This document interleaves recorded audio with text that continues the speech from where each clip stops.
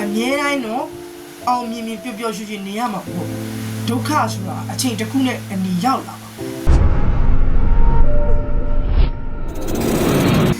မင်္ဂလာပါဇော်မြင့်မှန်မှပြန်လဲကြိုဆိုလိုက်ပါရဗျဆိုတော့ဒီနေ့ဗီဒီယိုကကျွန်တော်တစ်ခါတိုင်းကျွန်တော်တင်နေတဲ့မြင့်မှန်နေပြပြီးရောင်းမဲ့ဗီဒီယိုမဟုတ်ဘူးဗျ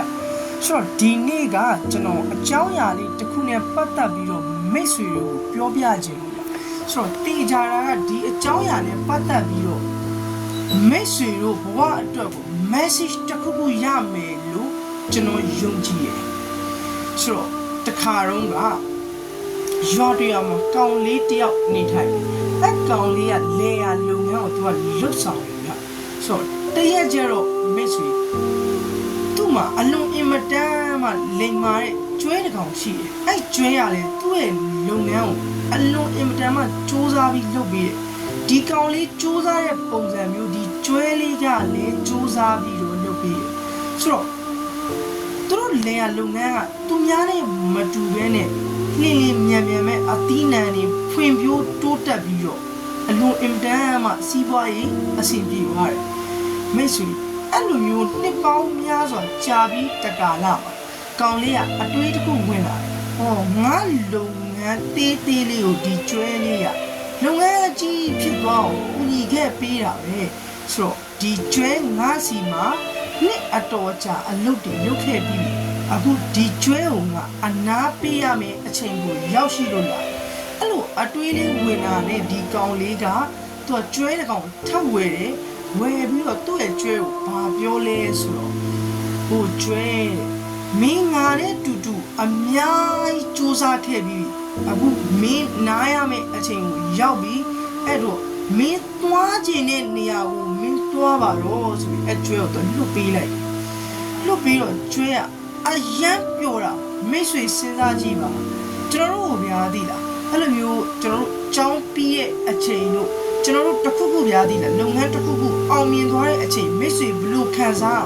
အဲ့လိုမျိုးပဲသူ့ဘဝမှာလွတ်လပ်မှုကိုသူပထမဦးဆုံးရလာတဲ့အချိန်မှာဒီကျွဲကအလွန်အင်မတန်မှပျော်ပြီးတော့ဒီအိမ်ကနေထွက်ခွာသွားတယ်ထွက်ခွာပြီးလမ်းတော့လောက်ရောက်တော့မိတ်ဆွေဒီကျွဲကရေခံတကံကိုတွေ့တယ်အဲ့ဒီအနီးပါဝင်းချင်းမှာသူနေမဲ့ဂူလေးတစ်ခုကိုထပ်တွေ့တယ်တွေ့တော့သူကဘာစဉ်းစားလဲဆိုဒီဂူမှာနေပြီးဒီရေမှာတောက်ပြီးဒီနားကမြက်တွေကိုငါစားမယ်ဆိုရင်အလွန်အင်မတန်မှစီးစိမ်ပဲဆိုပြီးတွေးပြီးတော့အဲ့ဒီဂူမှာအဲ့ကျွဲလေးကနေတယ်နေပြီးတော့သူကနေတိုင်းဒီရေကိုတောက်အဲ့လိုနဲ့တပတ်ခန့်ကြာပြီးတော့မိတ်ဆွေအမြဲတမ်းမှတ်ထားတော့ပျော်ရွှင်မှုရှိတယ်ဆိုရင်မိတ်ဆွေစိတ်ညစ်မှုကဒွန်တွဲပြီးရှိအဲ့လိုမျိုးမိတ်ဆွေအမြဲတမ်းတော့အောင်မြင်မြင်ပျော်ပျော်ရွှင်ရွှင်နေရမှာမဟုတ်ဘူးဒုက္ခဆိုတာအချိန်တစ်ခုနဲ့အနီရောက်လာသူကဒီထဲမှာနေနေတဲ့အချိန်မှာသူ့ကိုစောင့်ကြည့်နေတဲ့ဝင်ပလေးတစ်ကောင်ရှိဆိုတော့အဲ့ဒီဝင်ပလေးကဘာလုပ်လဲဆိုတော့တရက်မှာသူကဒီလိုမျိုးပဲဂူထဲကထွက်လာရေလာတောက်တဲ့အချိန်မှာဒီဝင်ပလေးကသူ့ဘာပြောလဲဆိုတော့အိုးကျွဲမင်းဒီလိုမျိုးငါလိုမျိုးဒီတောပရင်တကောင်ရှိနေတာကိုမင်းငါ့ကိုခွင့်ပြုချက်မတောင်းမဲနဲ့ဒီကူထဲမှာမင်းနေရတဲ့တတိကိုငါလေးစားတယ်အဲ့ဒီအချိန်မှာဒီကျွဲကဘာပြောလဲဆိုတော့အိုးမင်းကတော်မလိမ့်တပတ်လုတ်တဲ့အကောင်ပဲကွာ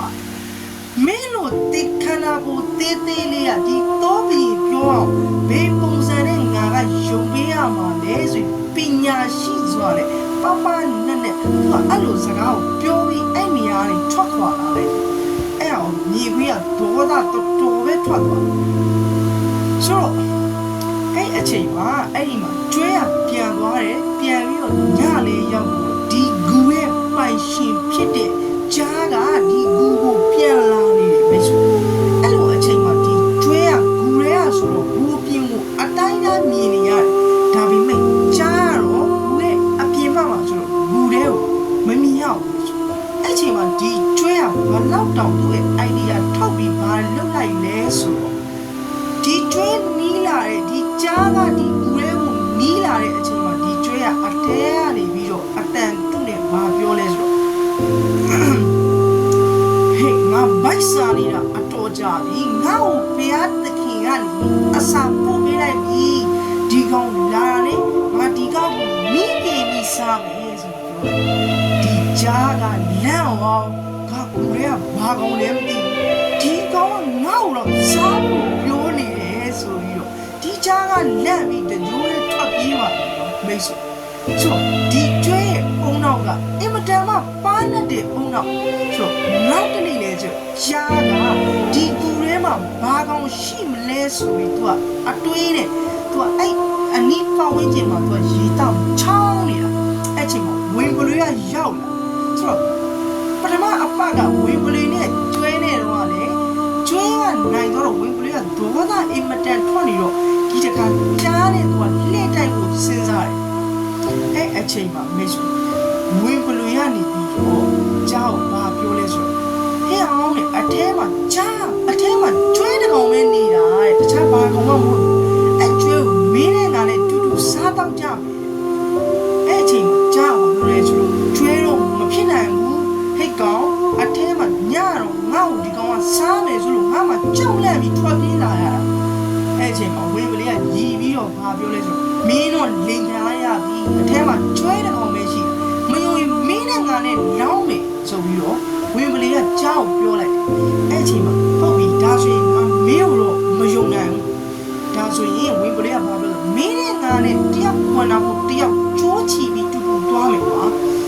ဆိုပြီးတော့အဲ့ဒီနေ့ညမှာပဲကြားနဲ့ဝင်ပလီနဲ့နှစ်ကောင်ပေါင်းပြီးတော့အဲ့ဒီကိုလောင်းအဲ့အချိန်မှာဒီကျွဲရမြင်းပြီးလက်အောင်မနေ့ကတော့ကြားတကောင်လာတယ်ဒီနေ့ဝင်ပလီရဲ့ကြားရင်နှစ်ကောင်ပေါင်းပြီးတော့လာတယ်ဆိုတော့သူကညံဒီညံတက်ထုတ်ပြီးဘာလုပ်လဲဆိုတော့အဲ့ဒီကျွဲနဲ့ဝင်ပလီနဲ့အနီဒီဂူရဲ့အနီးနားကိုမရောက်တယောက်အနေထားမှာအထဲကနေအတန်တုနဲ့မနေ့ကလူမျိုးပဲလူအတန်တုထုတ်တယ်ဒီနေ့ကျတော့ဟာဒီကောင်ဝင်ပလီကတတ်တော့စောက်တော့မကြတဲ့ကောင်ပဲငါဒီကောင်ကိုကျွဲနှစ်ကောင်ကြားနှစ်ကောင်ဖမ်းခဲ့ခိုင်းတာဒီကောင်ကကြားတစ်ကောင်ပဲဖမ်းခဲ့ငါဘလူပုံစံနဲ့ဘိုက်ဝါတော့မှာလဲလို့ပြောလိုက်ကြားကြောက်လန့်ပြီးတော့တကြိုးတဲ့ထွက်ပြေးပါရောဝဲဆိုအဲ့အချိန်မှာကြိုးချီရတဲ့ဝင်ပလီခင်ဗျကြားပြေးတဲ့အတိုက်ဒီရုတ်တိုက်ပါတော့အမအော်တန်မျိုးစုံနဲ့တောက်လျှောက်ကိုသူတို့ရဲ့ညီကောင်ကအဲ့မှာပဲချုပ်သွားတယ်ဝဲဆိုအင်မတန်မှညံကြီးရဲ့ကျွဲရတော့ဘေးရန်ကနေပြီးကင်းလွတ်သွားတယ်ဆိုတော့ဒီအကြောင်းအရာနဲ့ပတ်သက်ပြီးတော့မိတ်ဆွေတို့တေချာပေါင်းဘဝအတွက် message တစ်ခုရမှာတေချာပါတယ်အဲ့တော့မိတ်ဆွေရတဲ့ message တစ်ခုကိုကျွန်တော်ရဲ့ comment မှာမှတ်ခဲ့ပါကျွန်တော်အကြိုက်ဆုံး comment ကိုကျွန်တော်နေကမြင့်မှန်သို့မဟုတ် power မြင့်မှန်လိုအပ်တဲ့မြင့်မှန်တစ်လက်ကိုကျွန်တော်လက်ဆောင်ပေးပါကျေးဇူးတင်